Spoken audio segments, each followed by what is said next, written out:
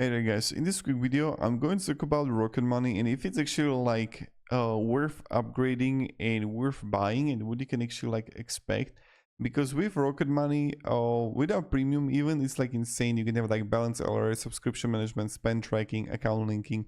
And what is really good is that like the way if you can like upgrade it and if you like to pay for the upgrade, what is great is that you gonna get actually like a lot of things, but like with the automated cancellations, unlimited budgets, smart savings, overdraft late fee refunds, chat with the experts, but you're kind of like supporting a great product. And this is something that how I approach it, to be honest, that if you want to actually get it, is there like working on the tool, developers are working on it, so I'm kind of like happy to use it and support the developers. They're like plenty